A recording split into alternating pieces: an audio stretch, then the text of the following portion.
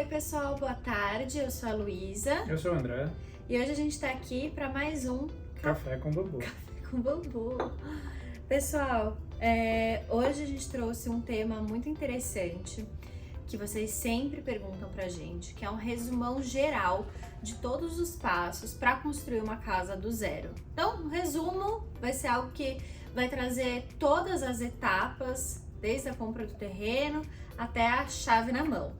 Né? Quer começar? Primeiro passo para construir uma casa, o que eles precisam fazer? Acho que o primeiro passo é escolher o terreno, né? Qual vai ser o condomínio ou qual vai ser a cidade, né? Eu acho que essa é a principal escolha, né? Sim. A principal decisão é a escolha do terreno em si.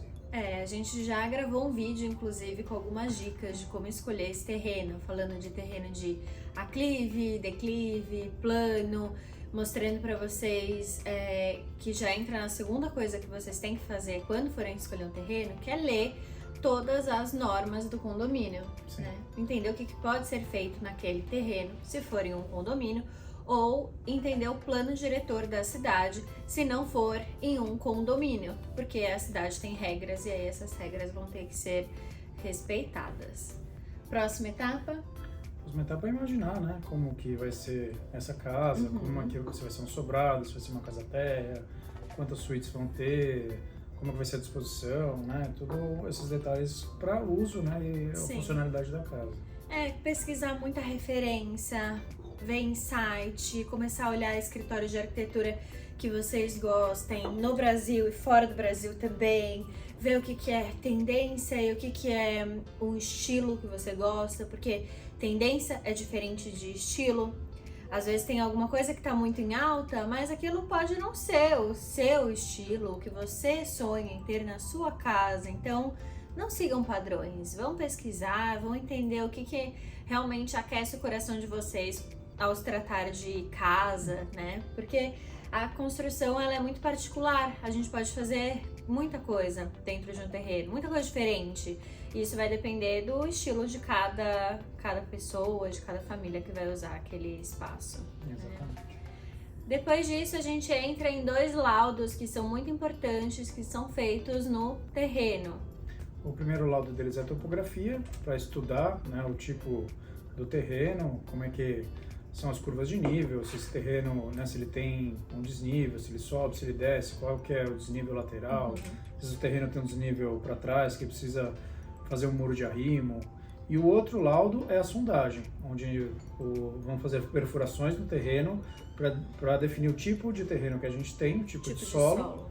E aí definir qual fundação a gente vai ter para essa casa, independente dela ser terra ou ser sobrado. Isso, são estudos que a gente faz no terreno. Uma vai analisar a topografia, então o formato do lote, as dimensões do lote, se tem alguma árvore no lote, se tem algo específico como um poste, por exemplo, que a gente tem que considerar no nosso projeto. E o segundo vai retirar mesmo pedacinhos de terra de vários níveis daquele lote para a gente avaliar qual que é a característica daquele solo, se é um solo mais argiloso, mais arenoso, se ele tem uma camada de água. E isso tudo vai impactar nos projetos, tanto o arquitetônico quanto o estrutural. E aí a gente já entra na próxima etapa, que é de fato contratar a empresa, o escritório, que vai realizar todos os projetos da sua casa. E são vários projetos, não é mesmo? Todo mundo já está cansado de saber. Para quem não sabe, Andrezinho, quais são? A gente começa com um projeto arquitetônico, né? Depois segue para o projeto de interiores, projeto estrutural, aí são os projetos de engenharia, né? O estrutural, hidrossanitário e o elétrico. Tem também o projeto de paisagismo. Sim. Dando um resumo geral, a arquitetura é a definição da casa em si, fachada, layout, planta, então as dimensões dos espaços. E é nesse projeto que a gente consegue ter uma noção de qual é a metragem quadrada final que vai ficar aquela residência. Interiores já é todo o detalhamento da parte interna da casa, que tem que conversar com a parte externa. Esses espaços eles têm que estar harmônicos. Arquitetura, interiores, paisagismo, isso tudo faz parte de um mesmo contexto e eles vão trazer ou muito conforto, estando em harmonia, ou eles vão trazer uma percepção meio de estranheza, se às vezes é um paisagismo muito pobrinho, numa casa muito legal, ou se é um paisagismo muito clássico, numa casa muito moderna. Então a gente tem que tomar muito cuidado com essas definições. E o recomendado é serem todos feitos por um único escritório de arquitetura para não ficar uma mistureba, né?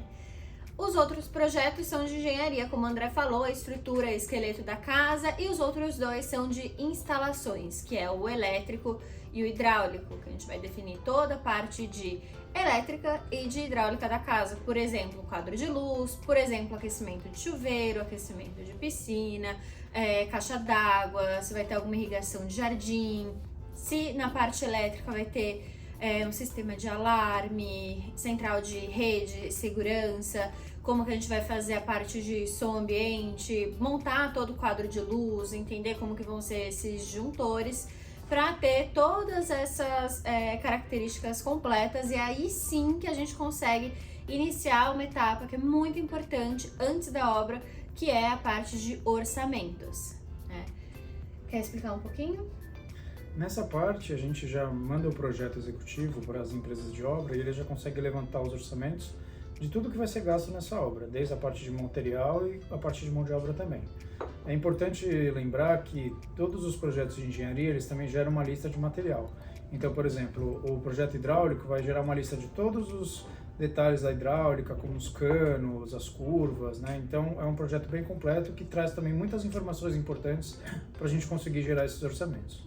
A parte de orçamentos, ela tem a parte cinza da obra, que é ferro, cimento, areia, concreto, e também tem a parte de acabamento e revestimento, por exemplo, pisos, revestimentos, portas, janelas, iluminação, marcenaria, bancadas. Então, o ideal é que esses orçamentos todos sejam feitos para a gente ter um valor global da obra. É claro que dá para ter uma estimativa, né? Com o projeto em mãos, é fácil a gente pegar uma estimativa. Essa casa vai ficar mais ou menos tanto por metro quadrado, mas o valor exato é só depois que a gente fizer todas as cotações, planilhar isso, né, num arquivo global com todos os itens, e aí sim que a gente tem o valorzinho final, que também pode sofrer alguma variação. Por exemplo, tô orçando revestimento hoje, vou comprar revestimento agora, sendo que minha obra só vai precisar do revestimento daqui a um ano? Provavelmente não. E nesse um ano,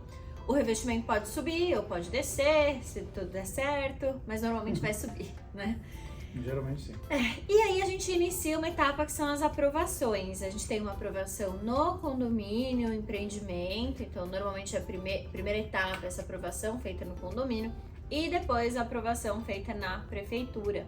A prefeitura, quando é dentro de um condomínio, de um loteamento, eles só vão receber nosso projeto para a etapa de comunique-se com o carimbo do condomínio que aprovou aquele projeto anteriormente. Então, o condomínio faz uma avaliação, que normalmente ela demora também um mês, 2 meses.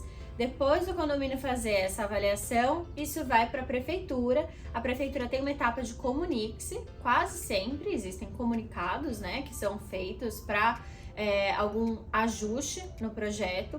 Mas se o condomínio aprovou, é raro a prefeitura barrar alguma coisa, entendeu? Porque se o condomínio aprovou, ele está dentro das normas que ele e a prefeitura exigem, né? E aí, depois disso, tá tudo aprovado e a obra pode começar já? Como que é feita essa liberação? Geralmente a prefeitura e o condomínio, eles fazem um passo muito importante, que é a entrega do terreno para o cliente, né? Através da demarcação do lote. Então, vai se transformar aquele lote, né? Vai se transformar numa obra. Então, eles fazem essa demarcação oficial, né? Com os piquetes, e aí sim o proprietário pode dar início, né? À limpeza do terreno, a terraplanagem, então, a contratar demarcação, limpeza do lote, terraplanagem. Explique. O André, ele fala muito curto as coisas, ele não elabora, ele não explica porque ele acha que todo mundo já sabe, né? Mas explica. Vai. A terraplanagem, né, é tornar o terreno, colocar o terreno no nível, né, que foi pensado no projeto. Então, por exemplo, às vezes o terreno tem um aclive de 1,20 m e sobe um pouquinho atrás para 1,50 m e a gente quer deixar ele todo no 1,20 m ou todo em 1 metro. então a gente teria que tirar um pouquinho de terra. Ou a gente tem que colocar um pouquinho de terra, então esses ajustes na topografia do terreno são necessários logo no começo da terraplanagem, né? Isso, é feita uma leitura do nível atual, que foi levantado na topografia, e do nível final, que foi definido em projeto. E aí, essas cotas de nível, elas são feitas a partir de um tratorzinho que vai lá, e ele vai jogar terra, tirar terra, colocar terra. A gente evita mexer muito no terreno, mas às vezes precisa, e é normal sempre ter alguma coisinha ali. Porque mesmo o lote que parece plano, normalmente ele não é plano, ele engana a olho nu, e aí tem que sempre dar uma arrumadinha. Sempre dá uma diferencinha. E aí a gente começa com uma etapa que é o preparo da obra, que são os serviços preliminares, né, que a gente fala, que vão depender de condomínio para condomínio. Quer dar um exemplo do que são os preparo? Sim, geralmente, a maioria dos condomínios, eles exigem, né, um fechamento do lote, às vezes com tapume, ou às vezes com aquela tela meio alaranjada, mais vazada, né, então sempre essa proteção inicial da obra. Como norma, né, eles exigem também um banheiro químico para os funcionários da obra. Alguns condomínios exigem também um container para abrigo de materiais e para os funcionários fazerem almoço e, sim, né, e mesmo os que não exigem, eu acho que é uma coisa legal, né, para armazenamento de coisas no começo da obra, né? Eu acho que é bem legal. Aí tem ligação de água, ligação de energia. Essa ordem vai depender de condomínio para condomínio, mas normalmente vem água primeiro e depois a energia. E aí as próximas etapas, elas são realmente a construção, né? Que, falando de grosso modo, porque isso aqui é um resumão, acho que já tá ficando meio grande, mas é um resumo. Primeira etapa, depois disso tudo, é fundação, então aquilo que está enterrado, que vai sustentar toda a nossa estrutura da casa, todas as paredes e todo aquele peso que a gente vai colocar naquela construção. Então, fundação, aí a gente tem uma impermeabilização dessa fundação, que é um passo que é tão importante, mas tem gente que esquece desse detalhezinho óbvio que é impermeabilizar, porque a fundação fica em contato com o solo é molhado e essa umidade do solo molhado não pode passar para o restante da casa, né? Sabe aquelas casas que você vê uma umidade subindo assim? É isso, a pessoa não fez a impermeabilização da parte que está enterrada no solo e esse contato acaba trazendo umidade, um desconforto eterno para quem vai usar aquela casa. E aí a gente começa com a parte de paredes e superestrutura, que é aquilo que está para cima da terra. Então, pilares, vigas, paredes, aí a gente baixa a primeira laje, quando é um sobrado, né? Bateu a primeira laje, repete tudo de novo. Parede, estrutura, bate a última laje. Ah, se tem 3 andares, faz tudo de novo, bate. E aí depois disso, reboco. Explicar o que é reboco? A reboco é a parte para impermeabilização do tijolo, né, em si, para também não ter infiltração dentro da casa pela água passar pelo cimento e pelo tijolo, né, e a regularização, né, das paredes para deixar tudo certinho nas medidas que foram pensadas no projeto. Que também existe o correto, né, do reboco. Tem gente que faz a parede torta e aí quer consertar essa tortura, essa inclinação errada no reboco. É uma coisa que não pode, né? A gente precisa ter esse reboco uniforme em todas as paredes, o mais uniforme possível, né? Bateu então laje, rebocou a casa e aí entram as instalações. Aquelas mesmas instalações que a gente fez nos projetos, elas vão agora começar a serem colocadas na casa, que é a parte de hidráulica e elétrica. Essas passagens de fiação, elas são feitas normalmente meio em paralelo, né, com o reboco. Normalmente Sim. O pessoal tá rebocando o lado de fora, por dentro já tá quebrando, passando os conduítes para depois rebocar dentro. Vai depender muito da época do ano que a casa for construída, se tá chovendo, se não tá. Eles vão fazendo isso em paralelo porque são equipes diferentes, né? Sim. E depois começam a parte de fogo, né, que entra a parte de fogo de gesso, né, toda a estrutura, se tiver fogo, né? Uhum. Aí depois já parte para revestimentos e aí já entra na parte mais fina de acabamento, que é a parte de pintura. Uhum. E aí depois da parte de pintura, as esquadrias, né? Uhum. E aí vem a parte de marcenaria, e aí já começa paisagismo, finalização de piscina, revestimentos, essas coisinhas. Uma coisa que eu falo para os clientes é que é muito difícil achar que obra tem uma ordem, porque normalmente não tem uma ordem. E quando tem uma ordem muito acaba demorando muito a construção. O normal de uma construção rápida, por exemplo, quero construir uma casa em um ano e meio, que é um tempo rápido. Os fornecedores e os prestadores de serviço, eles vão naturalmente ter que conviver juntos ali durante a obra. Então vai ter alguém passando elétrica, outra pessoa fazendo forro, outra pessoa rebocando lá de fora. Aí já tem o cara mexendo na piscina, o outro começando a nivelar o terreno para fazer o paisagismo. Então é essa loucura aí que a gente adora, que é necessário ter uma equipe para organizar tudo isso. Não sejam doidos de querer fazer isso sozinho. Não façam isso, porque não vale a dor de cabeça. É uma economia que não faz sentido, sabe? Ficar, eu vou contratar o pedreiro, eu vou supervisionar o pedreiro.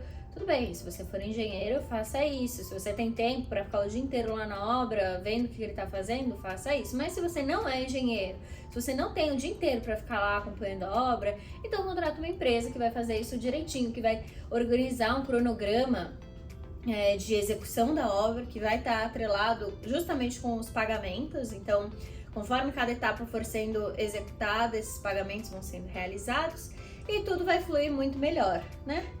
Última etapa, decoração, quadro, papel de parede, comprar um móvel, uma delícia. E tem muita gente, inclusive você, que normalmente na etapa errada, tipo na etapa de, agora tá na hora de comprar tijolo, bloco, ele tá comprando quadro e sofá. Já deixa tudo armazenado. Aí falta dinheiro pra terminar a obra, mas o quadro e o sofá bonito estão prontos, né? O Itaú tá aí pra isso. Né? Então, é isso, pessoal. Se a gente esqueceu alguma etapa ou se vocês têm alguma dúvida em relação a esse resumão que a gente fez, comentem aqui e também passem pra gente qualquer ideia, o que vocês querem ver nos próximos vídeos. É isso. Até a próxima, pessoal. Tchau, tchau. Tchau, tchau.